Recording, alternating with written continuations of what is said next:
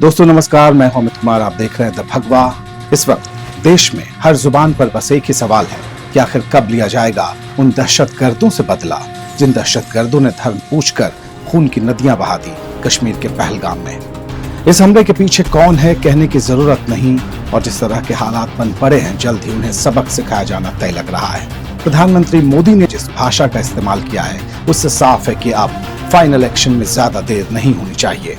एक एक कर कदम उठाए जाने शुरू हो चुके हैं, लेकिन कदमों का सिलसिला कहां जाकर थमेगा इस बार दुनिया इस बात का सिर्फ अंदाजा लगा सकती है। ये हमला सिर्फ निहत्थे पर्यटकों पर नहीं हुआ है,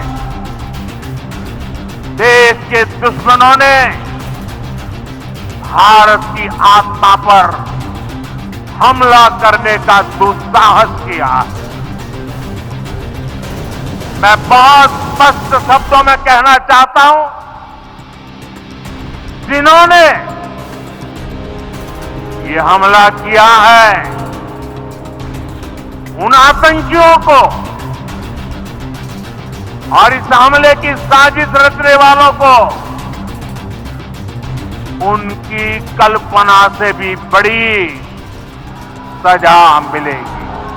तमाम आलोचनाएं हो रही हैं सरकार की इस बात को लेकर कि आखिर सुरक्षा व्यवस्था में भी एक बड़ी चूक थी, तभी तो दहशतगर्द इस तरह से पहलगाम तक पहुंच गए और उन्होंने घात लगाकर आम लोगों को, बेगुनाह लोगों को इस कदर मार डाला।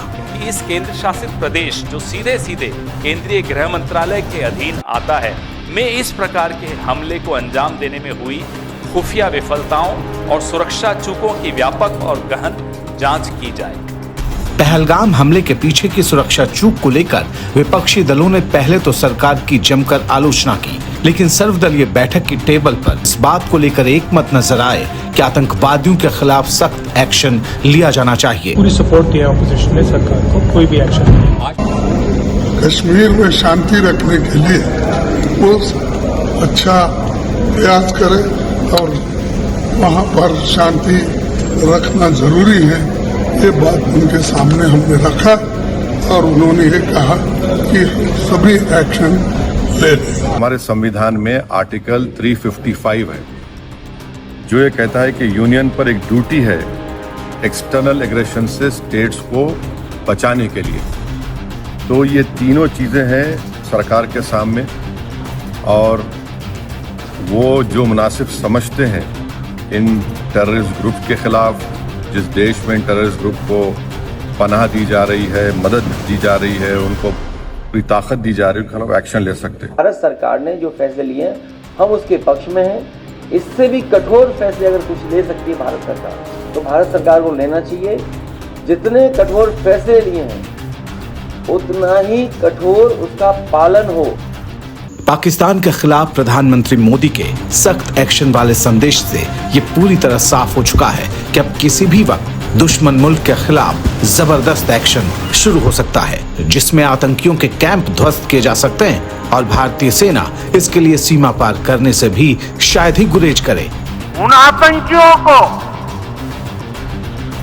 और इस हमले की साजिश रचने वालों को उनकी कल्पना से भी बड़ी सजा मिलेगी।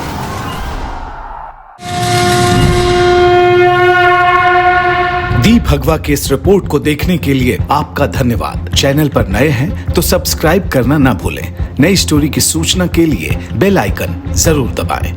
आपके कमेंट्स और लाइक्स हमारे लिए बहुमूल्य हैं। देखते रहिए दी भगवा।